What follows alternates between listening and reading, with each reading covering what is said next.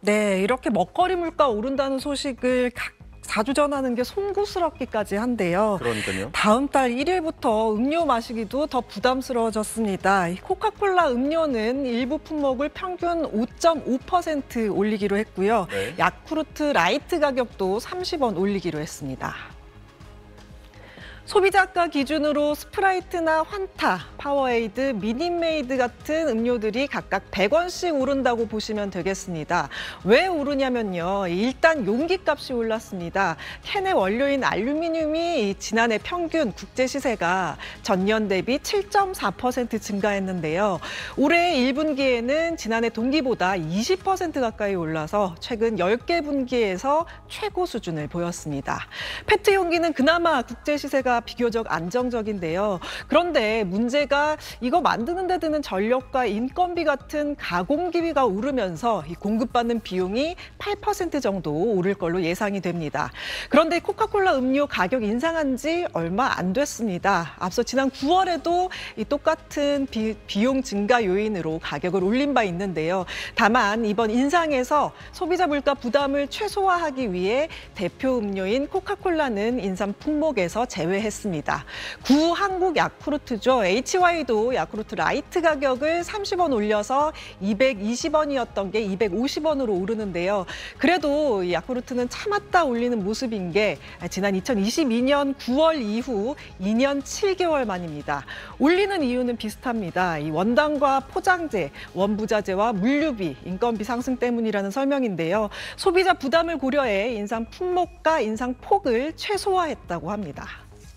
그런데 요즘 외식이나 식품 업체들 가격을 너무 자주 올린다는 느낌이 드는데요. 네, 올해 들어 커피와 버거, 치킨 등 외식 프랜차이즈 업체들이 잇따라 메뉴 가격을 올리면서 소비자들 부담을 키우고 있습니다. KFC는 지난 8일 치킨, 버거 등 일부 메뉴 가격을 100원에서 300원 올렸는데요.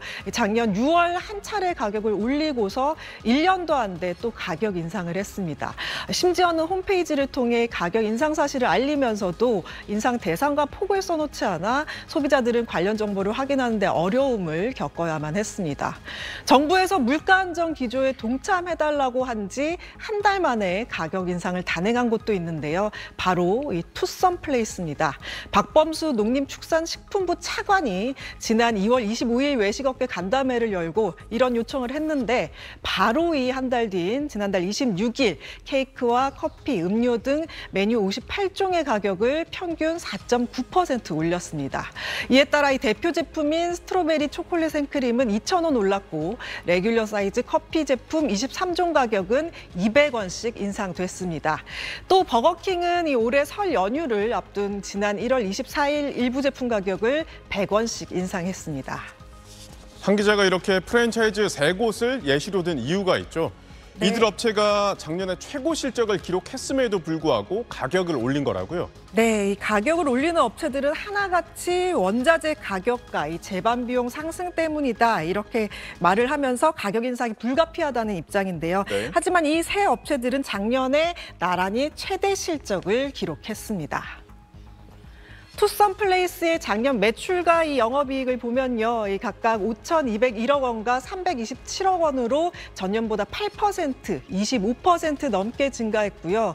KFC 코리아의 작년 영업이익은 164억 원으로 469% 늘었고 매출은 18% 증가해 3천억 원에 육박했습니다. 버거킹 운영사 BKR의 작년 매출도 6% 늘어나며 8천억 원에 육박했고 영업이익은 384억 원으로 60% 증가했습니다. 이렇게 실적이 좋았는데도 가격 인상을 한 건 철저히 기업 이익만 생각했다고 볼 수밖에 없고요. 또 인상 이유로 들었던 원자재 값 인상의 경우에도 정부가 업체들의 경영 부담을 줄이기 위해서 주요 수입 식재료와 농산물에 할당 관세를 적용해주고 있는 상황이거든요. 실적이 부진해서 힘들다면 모를까 기업이 정부 지원만 쏙 챙기고 뒤돌아서 가격을 올리는 건 소비자들을 울리는 일이죠. 각 기업에 맞는 세부 대책이 필요해 보입니다. 통계청에 따르면 지난달 가공식품 물가는 지난해 같은 달 대비 3.6%나 올랐습니다. 지난 2023년 12월 4.2% 상승 이후 1년 3개월 만에 최대 폭의 상승입니다. 최근 라면과 맥주, 커피, 우유, 아이스크림 제품 가격이 줄줄이 인상됐고 특히 빵은 6.3%나 오른 것으로 조사됐습니다. 1, 2월 달, 2, 3월 달 계속 일부 빵 제과업체에서 빵 가격 출고가가 인상돼서 그 부분이 지금 순차적으로 계속 반영되고 있다고 보시면 됩니다. 외식 물가도 지난해 동월 대비 3% 올랐습니다.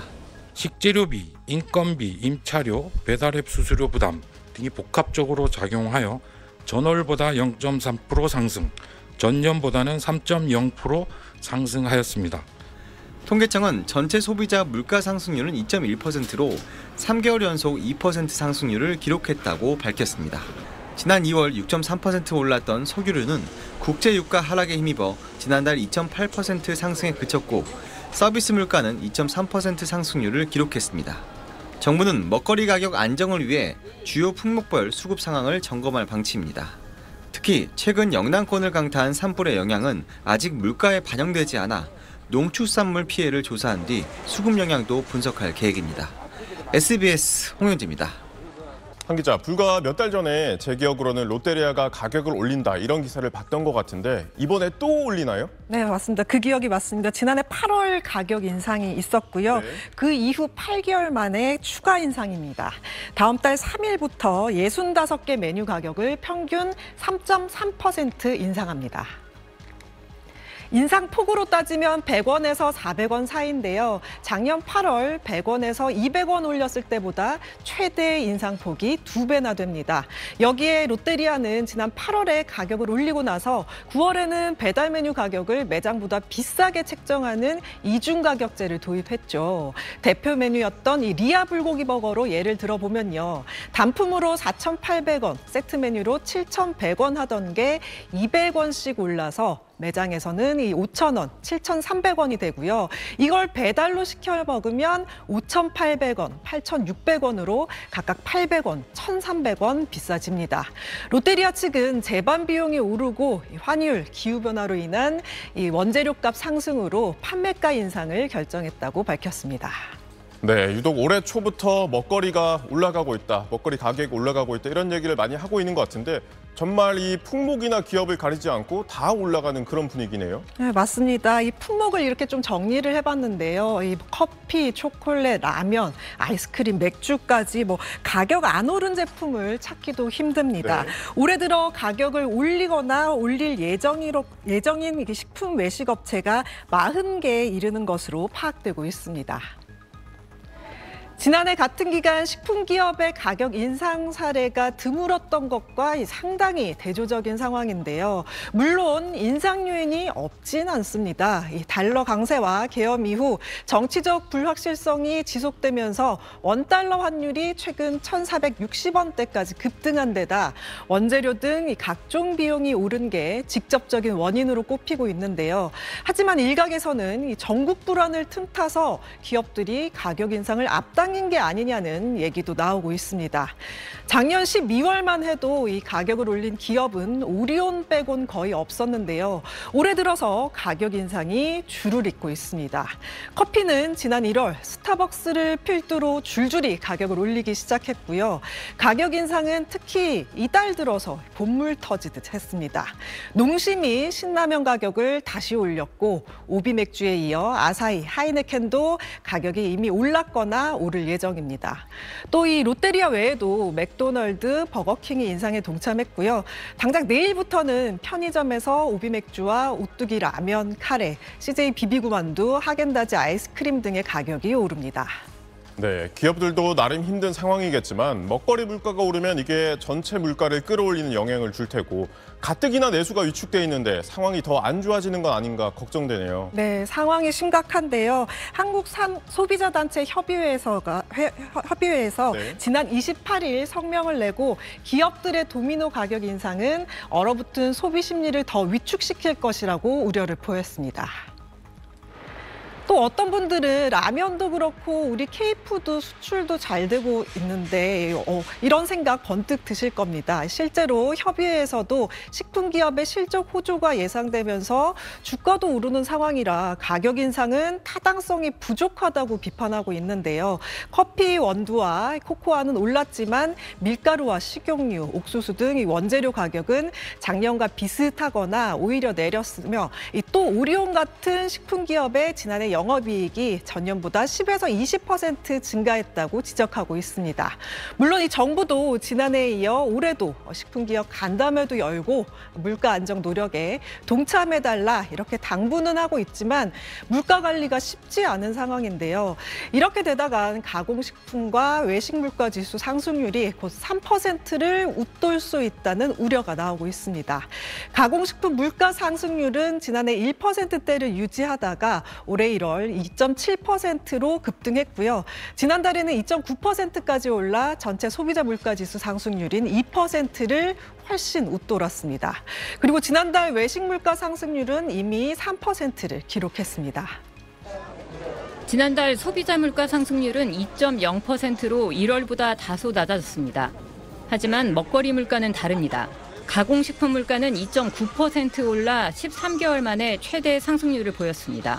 원재료 값과 원달러 환율 상승 부담을 식품업체들이 본격적으로 가격에 반영한 영향입니다.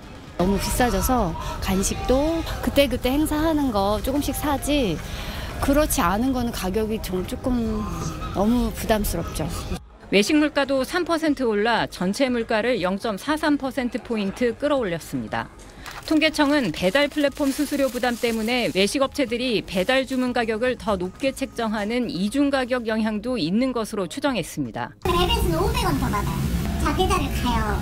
그러면은 수수료가 보통 한 평균 5, 6천 원 빠져요. 남는 게 없어요.